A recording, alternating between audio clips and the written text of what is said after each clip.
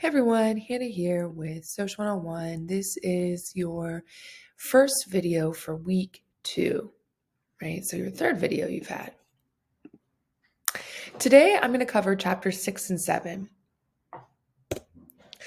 I'm going to switch things up this week, starting with lecture and then doing a review of some of the foundational key terms, followed by an exit pass and reminders. Now, I said that I was only going to do an exit pass once a week, which would mean the exit pass should come in the next lecture, but only about 7 students completed it, which is less for week 1, which is less than half our class. So I wanted to throw in an extra exit pass so that students who maybe forgot or were struggling to keep up during our first week have the opportunity to provide me with anonymous feedback. And then I'll end with reminders. We have some important ones coming up. We got a jam-packed week with holidays and everything coming up. All right, so chapter 6. Chapter 6 looks at race, merit, and group boundaries. Now, again, there are lots of key terms and theories and things like that are discussed in chapter 6 that I might not necessarily cover, or I might not necessarily cover in great detail. So be sure that you're keeping up with the readings so that you're familiar with everything in the textbook. That way you're prepared for our first exam, which is coming up a week from Thursday, the 21st. So a week from yesterday, if you're watching this video on Friday, the 22nd, which is when this video is quote unquote due.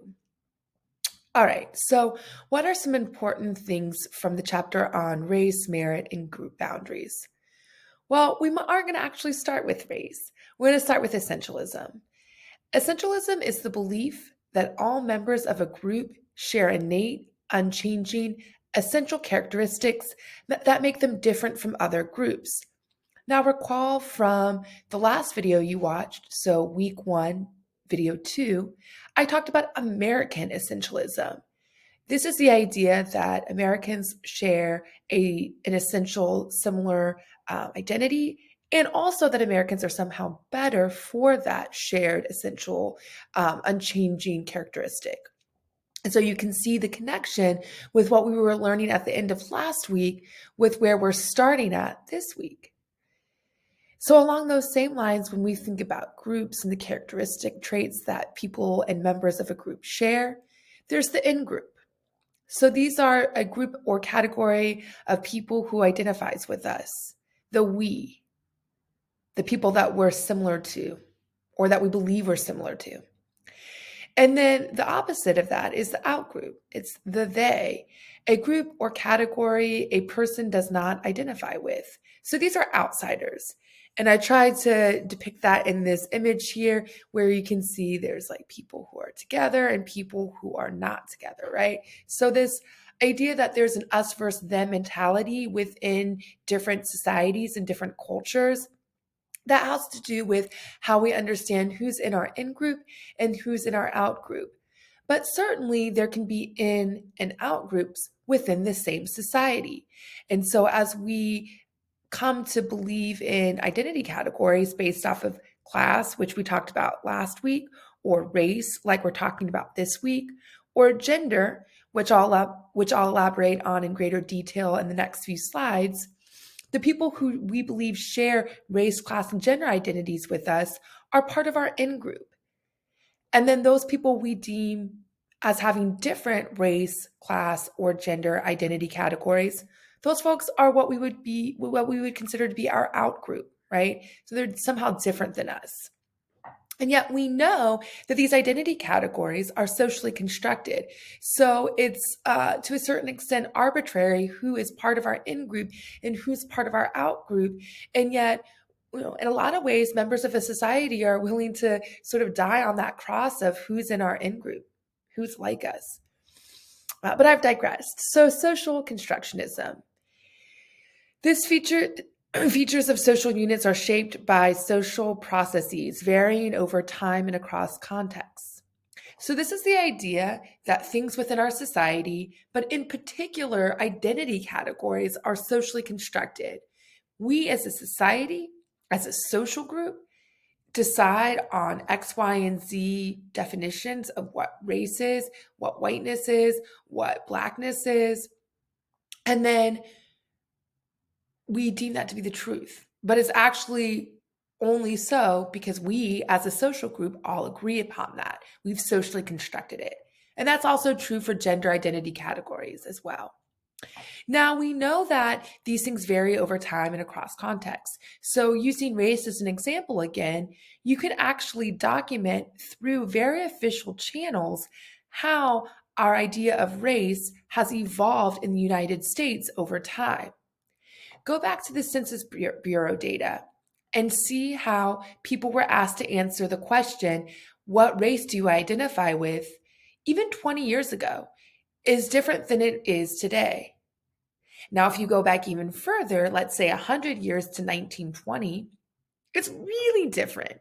And so almost every time the Census Bureau takes their 10-year census, the way that they ask folks to identify in terms of race, class, and gender evolves and changes. So it's varying over time within the same country, within the same society. And then, of course, in other societies, in other countries, ideas of race also vary, right? Like the way we socially construct race in class is quite different than, say, India, where historically they've had a caste system. All right. Continuing on with chapter 6, of course, we do have to define race, right? That's the first word in the chapter title. So, according to your textbook authors, race is a social category that classifies people according to perceived differences in physical appearance and shared heritage. And again, one of the crucial words in that definition is perceived. These are things we think to be true, but we know that these things are socially constructed, right? So it's just our perception of these things. Now, of course, we can't talk about race without also talking about racism. Racism is the hierarchical ranking and differential treatment of racialized groups. So we've created these identity categories based off of race. And when we treat people different based off of the racial identity group we believe that they are in, that's racism. And so it can be interpersonal. This is biases and discrimination, sort of the things or the way that racism plays out in our everyday lives on the micro scale. But we also know that there are institutionalized inequalities. And so these are sort of big picture macro things that happen in social institutions like marriage, family, education, the workplace, all sorts of different contextual, structural aspects of our society have racism in them. And so that's called institutionalized racism. But I'll talk about that a little bit more when we do the review of chapter 1. All right, so racial discrimination. This is differential treatment of persons, including denial of equal opportunities and rights on the basis of perceived race. Now, of course, we have a rich history of racial discrimination in the United States. We can think about slavery, we can think about Jim Crow laws, where quite literally racism and discrimination was written into the very fabric of our social institutions through policy and law, through Jim Crow laws, where it was deemed legal and equitable, although it wasn't, to treat people different in social institutions based off of race, right? And of course, we see other things like redlining and other institutionalized ways that are very rigid in which racism and discrimination play out in terms of race. All right, chapter 7, socialization and doing gender. So first we have to know what gender is, right? Now, sex is biological characteristics typically classified as male or female. This is what we think of when a baby's born and we look at genitalia. We say that baby is male or female, boy or girl, right? Now, gender is social and cultural characteristics associated with masculinity and femininity in a given culture. In the 10 plus years since I've taught college classes on topics related to gender, I've noticed that it used to be sort of a foreign concept, this idea that sex is biological and gender is socially constructed. But in the advent of social media and people sort of sharing things that, are quote unquote woke, a lot of times people come to the college classroom setting knowing this. So I want to kick things up a notch and talk about how both sex and gender are socially constructed. Now, we tend to think of the natural sciences like biology and chemistry as being hard facts. But actually, these fields, and really any field, can be socially constructed. Now, how is that so? Well, even the language we use to describe biology, the language we use to describe anatomical body parts, is gendered. And in fact, there's a really great scholarly journal article that looks at biology textbooks used in the public high schools, and how the way eggs and sperm are written about in biology textbooks describing procreation is very gendered. And so sperm is written about in very traditionally masculine ways, where the sperm is saving the egg in this really masculine white knight kind of way. And then eggs are written about in very traditionally feminine ways, where the egg is passive and it needs saving in order for conception to happen. And so we start to see how even things that we think are cold, hard, biological, scientific facts are socially constructed, in large part because of the language that we're using in our society. Language very much shapes how we understand things and how things are socially constructed. So, in fact, this idea that sex is biological and all babies are male or female based off of their anatomical body parts is socially constructed, because we know that intersex is quite common in our society. And so there are many babies born with ambiguous genitalia, and a doctor will look at that genitalia and say, well, it looks more male or it looks more female to me, so that's what I'm going to put on the birth certificate, because we only have two options in our society, right? Things are very binary. Well, we actually know, and the textbook authors write about this, that being intersex is pretty common in our society. In fact, the chances, statistically speaking, of being intersex are about as common as being a redhead. So think about how many redheads you know, and then think about, well, you probably know about the same number of people who are intersex, but because of how we determine male and female and biological sex when a baby is born, sometimes people who are technically intersex might not even know that they're intersex. So just something to think about. I always think that's a fascinating comparison, the redhead versus intersex statistic, because I'm a redhead. All right. So what does gender and all of these identity categories mean for how we live our everyday lives in our society?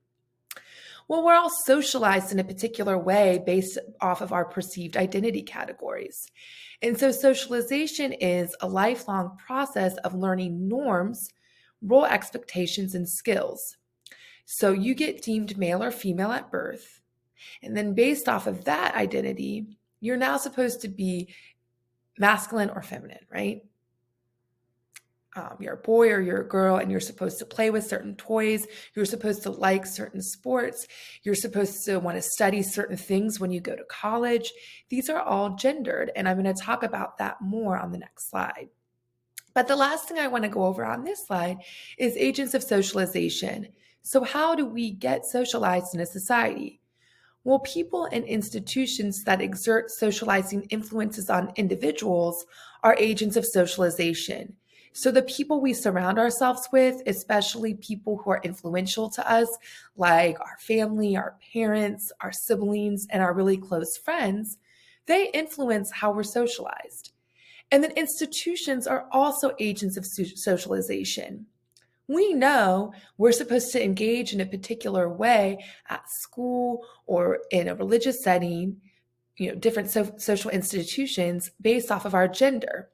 So even something as simple as being a student at a public elementary school, you know which bathroom you're supposed to go to based off of your gender and the gender markers on public bathrooms, right?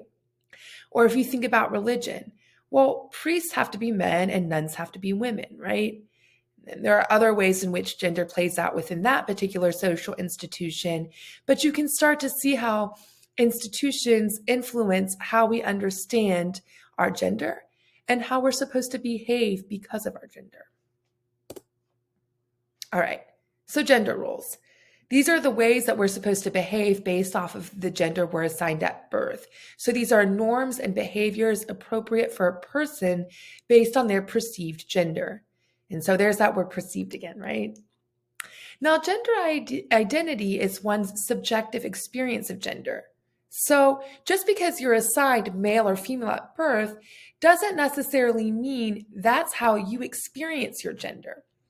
And so if a person is trans, they were assigned male at birth, but they actually identify as being a woman, or they were assigned female at birth and they identify as being a man, right? So that's transgender. And of course, if you identify with the gender that aligns with the sex you were assigned at birth, so if you were assigned male and you identify as a man, or you were assigned female and you identify as a woman, then that means you're cisgender.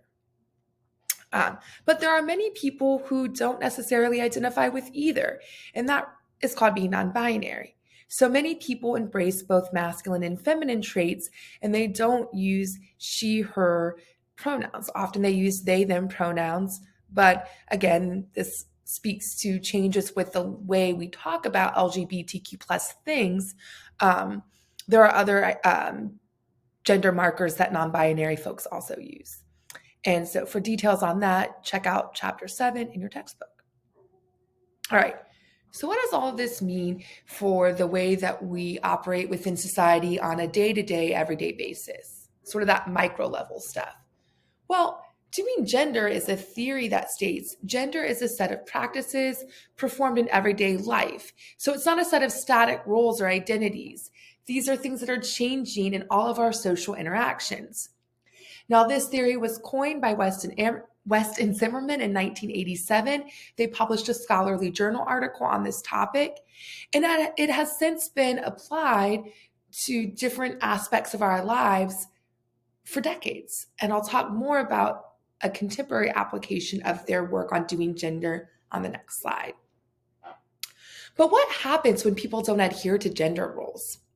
Well, they're policed based off their gender. And so your textbook authors talk about gender policing in chapter 7. This is when someone doesn't adhere to the way they're supposed to behave based off of gender roles. So they're perceived to be a boy and they're acting feminine, or they're perceived to be a girl and they're acting masculine. They might get sort of chastised, right? They might experience sanctions, if you remember that term from the last video I made. So that might be something simple like, stop being a sissy or stop playing with dolls if you're a little boy. But it can also be pretty vulgar and even sometimes violent. In the US in particular, we don't like when people break gender roles. And so there's an article, a book that came out in the early 2000s by Lisa Pascoe, and it's called Dude, You're a Fag. What it is, it's a study of high school teenage boys looking at how they police each other's behavior if these boys are not acting masculine enough, and they call each other fag. Now, they don't actually mean they think that that person is gay, right? Fag in our society historically has been a derogatory term aimed at gay people. What they mean is that their peers are not adhering to masculine gender roles the way that they're supposed to. So we're going to use the F word to get you in line, to make sure that you're acting appropriately masculine. And so that's a really sort of essential, critical piece of literature in our field. And it really teaches us something about how aggressive and how angry people get when people break gender roles. All right. And then finally, we can't talk about gender and sex without talking about sexism, which is a belief system that privileges masculinity in men and disadvantages femininity in women. Now, sexism is also one of those things that can be institutionalized within social institutions. So certainly we can experience sexism in our sort of on the micro level, on our day-to-day, everyday lives. If a man treats a woman differently, treats her less than. But we also see sexism in the very fabric of our social institutions. Think about the fact that women couldn't hold a credit card in their own name until the 1970s. Think about what that means for banking as a social institution. They either had to use their husband's credit card or their father's credit card, but they couldn't have their own. Think about all of the changes being made at the Supreme Court level to abortion access and women's reproductive health right. We're literally writing into law policy and medical related policy that privileges masculinity and the experiences of men and disadvantages the experiences of women. All right. Now, how do we do gender? What does this look like on that everyday lived experience level? Well, I've talked a lot about how clothing is gendered, so I won't beat a dead horse. But toys are another important way in which we do gender. So even before a baby's born, when a woman's pregnant, we start to buy boy toys or quote unquote girl toys when we find out the expected gender of that baby, right? So footballs and blue clothing for boys, princess stuff and pink things for girls. And there's actually an interesting history to where that color association comes from. And so I'll tell you that story. So in the prior to the early 1900s in the United States, it was actually sort of the opposite, where pink was perceived to be more masculine because it was so closely associated to the color red, which of course we attribute to the Greek god of war and things like that. And blue was associated with femininity because it was perceived, or it was associated with the sky and Mother Earth and things that are feminine. Clothing for children was pretty quote unquote unisex. So we saw a lot of white stuff. Women were mostly making their own clothing at this time. They were sewing everything themselves.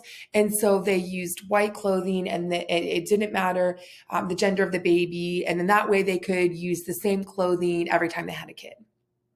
Now, with the advent of industrialization and we start seeing textile and clothing being mass produced in factories, of course, capitalism kicks in. We want people to buy different things. And so we start seeing gender clothing for babies so that moms have to buy a different set of clothes if they have a boy and then they have a girl, or vice versa, right? Now, in the early 1900s, there was an effort to make it so that clothing for babies wasn't gendered. And so a journalist wrote an article in the Chicago Tribune, or I think it was the Chicago Tribune. It was one of the really widely read newspapers in our country at that time. And essentially their aim was to say, hey, we shouldn't do gender anymore on clothing. But when people read this article, they misunderstood the meaning. And so they thought the author was trying to say, oh, we need to do pink for girls and blue for boys. We got it wrong. We got to swap the colors and the genders. And so that's what happened. People started associating pink with girls and blue for boys. And of course, with the rise in capitalism, the rise in mass production, this is of course taken over with clothing and toys. So a little bit of history lesson for you. All right. Now, of course, you all being college students, you know that there are certain majors men are more likely to major in, and there are certain majors women are more likely to major in. A lot of that has to do with representation. So if you see more women professors in your field and you're a woman, you're going to feel more comfortable in those classes. And of course, if you have pretty much only men professors and you're a woman taking these classes, say in engineering or biology or chemistry, you're not going to feel as comfortable asking questions and raising your hand and just being in the classroom. And so we know that there's been an effort to be more inclusive in STEM fields so that women and girls will feel comfortable in those classes. Now, of course, this also trickles down into career fields, right? So we know that careers are gendered. We call feminine professions, quote unquote, pink collar jobs. So secretarial positions, being a nurse, all these things are gendered, and those professions in particular are feminized. Now, what's interesting about certain professions, like being a secretary, the example I just gave a second ago, is that when men do perform this job, they often hold a different title. So we'll call women secretaries, and we tend to call men administrative assistants. Now, of course, that's evolved a little bit, and now women are also likely to be called administrative assistants. But by and large, being a secretary, being an administrative assistant is still a heavily feminized career field, right? All right, and then finally, how do we apply the theory of doing gender to a research project? So I actually used this theory for my master's thesis. I was looking at physical fights on college campuses. I was interested in this topic because I was at West Virginia University, a well-known party school, similar to CCU. My mentor at the time had just published a book called Party School, and she was looking at the risky behavior college students engage in at these party schools. So things like binge drinking, underage drinking, recreational drug use, petty theft, things like that. And I broke off a piece of that research to look at physical fights. And so when I looked at fights between two men and two women, and how other college students understand these fights based off the gender of the participants. And what I found is physical fights, were a way for young people to sort of demonstrate that they were performing masculinity or performing femininity, quote unquote, the right way, the way that their peers are expecting them to perform. And so while men were able to get into physical fights at the blink of an eye because it's perceived to be a masculine pursuit, women, on the other hand, while they could engage in physical fights, which I found to be a little surprising, they weren't necessarily sanctioned just for being in a fight, but they had to do it in a feminine way. They were, I have examples of fights where these women are in sequin dresses getting ready to get turned on a night out on town. They also had to justify and explain their behavior before and afterwards. So this girl called me a bitch and I can't have her doing that, so I'm going to fight her. Or she looked at my boyfriend the wrong way. She's been flirting with my boyfriend all night, so I'm going to fight her. But it had to be known that there were these reasons why, versus with the men, that wasn't as important. They didn't really need to justify or explain their behavior. And so we start to see how gender plays out in all sorts of ways, including physical fights on college campuses. All right. So I said I was going to end with a review. What does all of this mean for the three overarching concepts that your textbook authors weave throughout your book? We want to be able to apply these overarching themes to content-specific things in later chapters. Now, I've already covered how racism and sexism play out at the micro and macro level in pretty good detail. But how can we also apply material and culture and structure and agency to some of these things? Well, we can think about material and culture in terms of the gendering of stuff. The material goods within our society are gendered. We know that certain toys and certain clothing, even certain furniture and the aesthetic of that furniture is masculine or feminine, depending on what it looks like. And so we assign cultural meaning to these material goods in our society based off of gender and race and things like that. Now, what about structure and agency? How does this overarching theme relate to our topics of race and gender? Well, we can start to think about social institutions and some of those examples I gave of structural racism and structural sexism that exist within the very fabric of our institutions. So we might think that we, as members of our society, have the agency to do what we want, right? We can make decisions however we want. The world is our oyster. But in fact, we know that there's a lot of structure within our social institutions that limits the decisions and choices we have access to. So if you use the example I provided of gender and career fields and majors in college, Sure, any student enrolled at Coastal Carolina University can choose any major they want, regardless of their race, class, or gender. But then, because of some of the structural issues related to sexism and racism that I discussed, we know that in male dominated fields and male dominated programs, women get weeded out because of structural sexism, because representation matters. If you don't see people like yourselves in that field teaching you what you need to learn in your field, you're less likely to stick with that major. You're more likely to pick a new major that's more feminine, right? If you're a woman. And so those are just some basic examples of these three overarching themes and how you can apply them to content specific things we're learning later on in this semester. Here's your exit pass link. I'm going to email that to everyone on Friday. And then for reminders, you should be finishing up chapters 6 through 9. The next lecture for this week will cover chapters 8 and 9. You have some chapter reviews and discussion posts due. Chapter review 3 and discussion post 3 are both due Monday. Now, this is Christmas Day, so make sure you plan accordingly. We were in a 3-week class. So if you have big plans on Christmas Eve and Christmas Day, consider submitting your chapter review and your discussion post early so that you get it out of the way. Unfortunately, it's really challenging to offer extensions and accept late work and still get your end of semester grade submitted on time. So if you get behind in the class, there's just not a lot of wiggle room because I have grades due and it is what it is. All right. And then you should start preparing for exam 1. Exam 1 is a week from yesterday, so Thursday.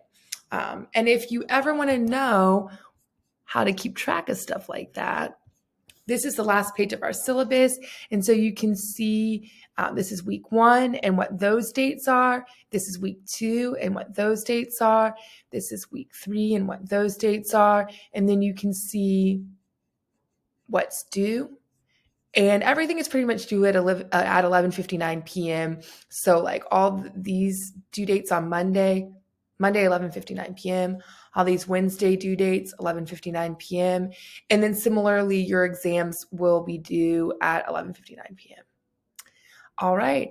Good luck getting everything submitted. Happy holidays. And I look forward to reading your work this week. Bye, everyone.